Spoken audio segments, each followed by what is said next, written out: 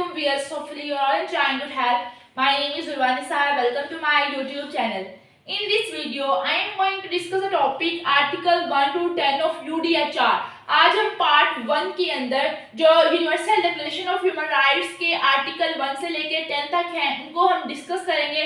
Basically इसका total 30 articles है, लेकिन आज के इस लेक्चर के अंदर हम जो पहले 10 आर्टिकल हैं उनको डिस्कस करने वाले हैं। तो आइए स्टार्ट करते हैं। जो यूडीएचआर है ये प्रीएम्बल से स्टार्ट होता है। It set out the underline values, और ये बताता है कि प्रीएम्बल की अंडरलाइन वैल्यूज क्या हैं और ये किस लिए बनाया गया है। इसमें ये भी डिस्कस होता है कि किस वजह से ये डिक्लेरेशन आया। जैसा कि हमने प्रीवियस लेक्चर्स में डिस्कस किया था कि वर्ल्ड वॉर 2 की जो एट्रोसिटीज थी उसकी वजह से ये डिक्लेरेशन आया। अब जो ओपनिंग पैराग्राफ है इसके वो 7-8 पैराग्राफ हैं और यानी कि वो बताते ये हैं कि क्या रीजन थी कि वर्ल्ड को यूडीएचआर की जरूरत पड़ी। सबसे पहला रीजन इन्होंने बताया कि to recognise the dignity of all human, कि हर ह्यूमन बीइंग को डिग्निटी मिलनी चाहिए। और सेकंड रीजन ये बताया to respond to abuses of human rights during the world war 2। Okay, जो अब्यूजेस हुए हैं वर्ल्ड वॉर 2 में, चाहे वो जर्मनी में हो या इटली में हुए हो, उनके बदले में या उसका रिस्पॉन्स देने के लिए आया। थर्ड ये कि to protect the human rights by rule of law, कि ये जो डिक्लेरेशन है ये प्रोटेक्ट करता है ह्यूमन राइट्स को, लॉ भी इनको यानी कि प्रोटेक्ट करेगा। अब नेक्स्ट बताया to help the nations of the world get along with the each other. Nation जो है दुनिया भर की वो एक दूसरे के साथ अपने मामलात को लेकर कैसे चलेंगी, मतलब अगर डिस्प्यूट इनके दरमियान अराइज होंगे तो उनको कैसे सुलझाया जाएगा। नेक्स्ट उन्होंने बताया कि to improve the standards of life for people everywhere, कि मतलब के 5th पैराग्राफ में ये बताया गया कि लोगों का स्टैंडर्ड ऑफ लिविंग कैसा होना चाहिए, इसको किस तरह हम इम्प्रूव कर सकते हैं। 6th पैराग्राफ में ये बताया कि because the member of UN agree to pursue the protection of human rights, कि सारे ही यूएन के मेंबर्स ने ये एग्री किया है कि वो जो है वो प्रोटेक्शन करेंगे ह्यूमन राइट्स की, मतलब सब ह्यूमन बीइंग्स को इक्वल ट्रीट करेंगे।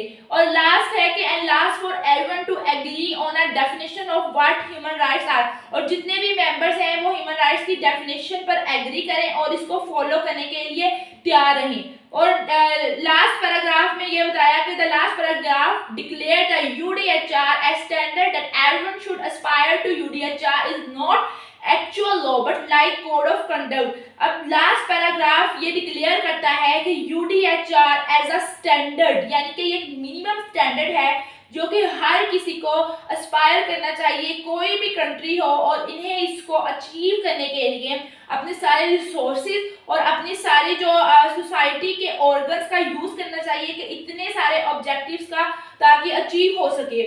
और ये एक एक्चुअल लॉ नहीं है यूडीएचआर, ये एक लीगल राइट की तरह नहीं होते, ये एक कोड है जो सब कंट्री को फॉलो करना चाहिए। तो ये कोड ऑफ कंडक्ट है जो हम एक्सपेक्ट करते हैं हर कंट्री इसे आगे जाकर फॉलो करेगी। अब नेक्स्ट हम इसके आर्टिकल को डिस्कस करते हैं कि यूडीएचआर के आर्टिकल्स क्या है।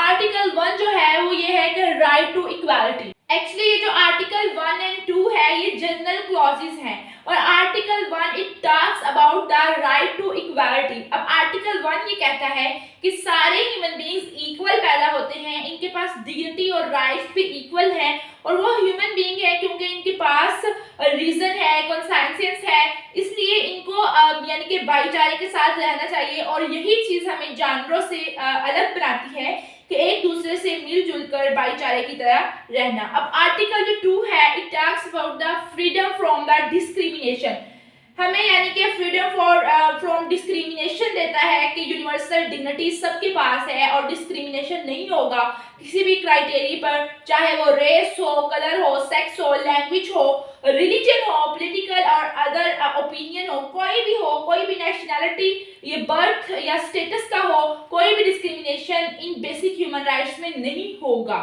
अब जो थर्ड आर्टिकल है that said about the right to life, liberty, personal security, ये फंडामेंटल राइट्स ऑफ इंडिविजुअल से डील करता है आर्टिकल 3। अब जो आर्टिकल 3 से लेकर 10 तक है ये actually fundamental rights of individual से डील करते हैं। आर्टिकल 3 है right to life, liberty, personal security, कि सबके पास जीने का हक है, इनको अपनी आज़ादी और तहफ़्फ़ुज़ का हक है, ये हक इनसे कोई भी छीन नहीं सकता, मतलब हर कोई अपनी मर्जी से जिंदगी गुजार सकता है। उसके बाद आर्टिकल 4 जो है वो है कि फ्रीडम फ्रॉम द स्लेवरी। अब 1948 से कोशिश ये की गई कि कोई भी कंट्री में यानी कि इलीगल स्लेवरी हो, मतलब कोई किसी का गुलाम बनाकर अपने पास नहीं रह सकता। मतलब यानी कि आर्टिकल 4 में सिंपली ये कि स्लेवरी के अगेंस्ट और फोर्स के अगेंस्ट जो है वो प्रोटेक्शन प्रोवाइड करना था। अब आर्टिकल 5 ये कहते हैं कि freedom from the torture and degrading treatment. ये फ्रीडम देता है टॉर्चर और डिग्रेडिंग ट्रीटमेंट से, चाहे वो लॉ के हाथ में भी हो, इसीलिए पुलिस के लिए भी कोड ऑफ कंडक्ट आता है। अब जो नेक्स्ट आर्टिकल 6 है, that deals with the right to recognition as a person before the law. मतलब हर इंसान लॉ के सामने अपनी रिकॉग्निशन दे सकता है, अपनी आइडेंटिटी दे सकता है और लॉ को परस्यू कर सकता है अपने राइट्स के लिए। अब आर्टिकल 7 कहता है कि right to equality before the law. कानून की नजर में सब बराबर हैं, लॉ लोगों में डिफरेंशिएट नहीं करेगा, मतलब किसी भी क्राइटेरिया पर नो डिस्क्रिमिनेशन, कोई किसी भी कास्ट से हो, नस्ल से हो, लॉ की नजर में सब बराबर हैं। Article 8 set to right to remedy by competent tribunal. मतलब कि जो हमारा केस है इसको कॉम्पिटेंट ट्राइब्यूनल ही देखेगा। अगर हम इन्वायरमेंट से रिलेटेड कोई केस लेकर गए हैं तो उसको इन्वायरमेंटल लॉ के अंदर ही जो सा है इन्वायरमेंटल कोर्ट्स ही देखेंगी।